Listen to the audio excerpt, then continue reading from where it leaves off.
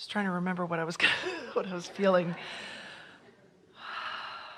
So are you wanting to remember, which is sort of a little bit like reviving?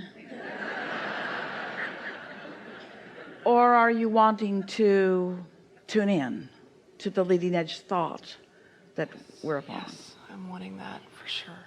Sometimes people come to the gatherings and they've got a long list of things, and when they get in the chair they just want to go through the long list. Sometimes someone's been in the seat and they've been inspired by something that's happened and it's triggered something, and so they want to go into that new place, and that's what you were doing. So let's just relax and go there. Or we can all just rest. Take a nap. You can just lay down. I am so wanting to be happy in this and satisfied with this physical body. Happy and satisfied might be the same thing, but happy is more momentum than satisfied. So I want to be satisfied. Okay, I would love to be, because I know how you talk about. So what did you say you want to be satisfied about? I would like to be satisfied with this physical body. Well, that's asking way too much. Because you've already practiced dissatisfaction, and you can't turn on a dime like that. And there's already enough momentum. In other words, satisfaction and dissatisfaction are pretty close together, but abject loathing, we're just kidding you, is further. And so the other day we were talking with a man, and he had invented this wonderful barbecue contraption that he wanted to take to market and make a lot of money with. And so we talked about it together for quite a while. But he was stalled out. The business was stalled out. It wasn't going the way he wanted it to go. And we were offering everything that we were offering, wanting to call him into satisfaction, but we couldn't make it because he had practiced the other, and so it was just not going to happen in this moment in time. So we asked the audience, does this man, would it benefit him to be satisfied? And the whole audience said yes. And then we said, does he need to be satisfied about his barbecue contraption?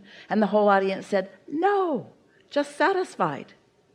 In other words, when you say I'm dissatisfied or I'm unhappy or more about this particular subject, so I'm going to turn this subject to satisfaction, that's really going about it the hard way, and you're probably not going to make it.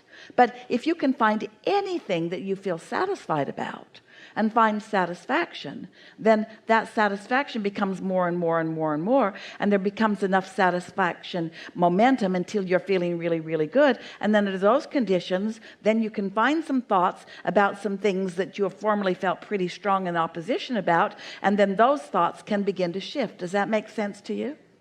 It's trying to revive the vibration of how I feel about my body that doesn't work. Okay, so, but I feel like I've done that I feel like I love when you've talked about. Maybe you have, but you weren't doing it just now. Okay. And now is all that matters, because there's only now.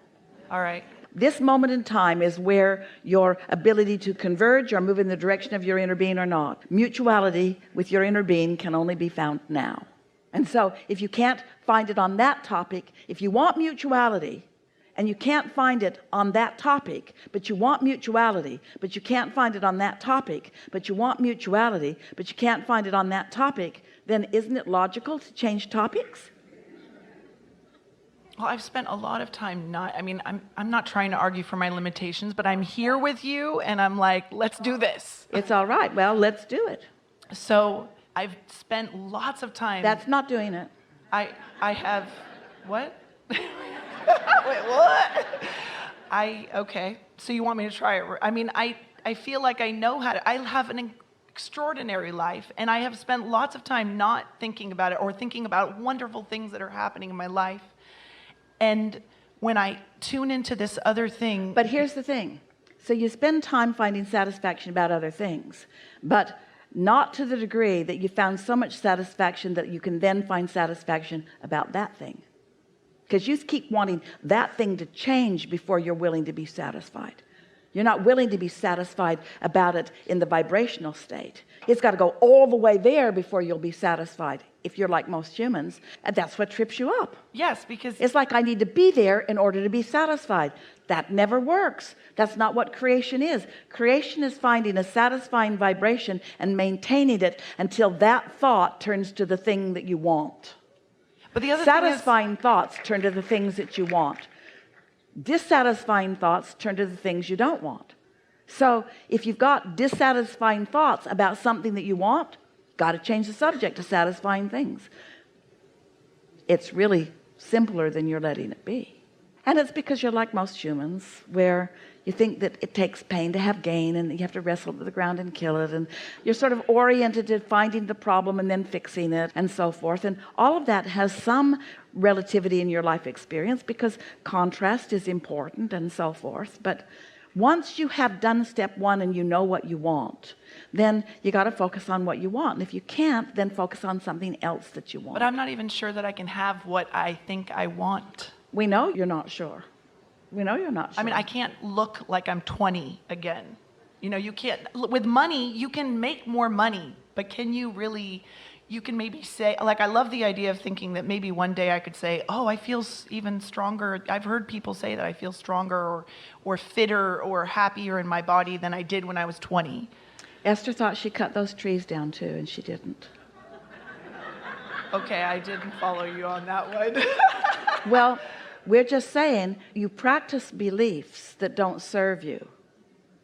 And so when you get to the essence, we can talk about this subject, and we will, if you want to, for 2 minutes. 2 minutes. But there's an easier way of going about it. The way we could talk about it is we could say to you, well, what is it about youth that is appealing? Well, it's the feeling of vitality. It's the feeling of open-endedness. It's the feeling of freedom. Frisky. It's the feeling of being alive. It's the feeling of so much more ahead of me. It's the feeling of adventure. It's the feeling of expansive. It's the feeling of possibilities. And so any one of those things, any of those things, or all of those things, with far less effort than you think, you could hone in on, and you could find aspects of your life when you feel that way. And here's the thing about playing the satisfaction game that we are encouraging. Often there'll be one of those aspects that you are feeling in that moment, and as you acknowledge the satisfaction that you feel on any of those topics, then you gain vibrational ground, so to speak. So it's easier for you to pick that up where you last left it, because every thought is where you last left it on every subject. So as you begin to look for reasons to feel satisfied in other aspects of your life, you will find components of satisfaction that will serve that too. But it's like sneaking in the back door, because the other component of satisfaction, you found it and you accomplished it, and you didn't shoot it in the foot because that's not what you were thinking about, and so you didn't stir up all those aggravating thoughts that kept you from going further. So it just gets better and better until you begin to acknowledge that you're feeling more vitality, and that you're having more fun, and that you're feeling more free. And then those other things that you wanted to sort of demand from the universe, or that you acknowledge are not coming easily, you stop beating that drum so much. At the same time that we're saying to you that you can be or do or have anything that you desire, we're also saying to you, you have to find a way of believing it. So then you say, what if I don't believe that I can have some of my desires? And then we say, then you have to find a way to believe. And you say, but what if I want something that I don't believe? And we say, there's something else that you want, where enough components that you do believe are present, that you can find enough of those cooperative components that then you can shift yourself into a place of eventually believing that you can accomplish anything that you want. Now, someone who really wants to push that might say, well, what if I want to believe that I can fly? Will I ever be able to fly? And we say, if you will leave out all of the pieces of it that you're using to try to argue for your limitations, and if you will allow yourself to be the vibrational being that you are, where you can soar in your vibration and have the same experience of it.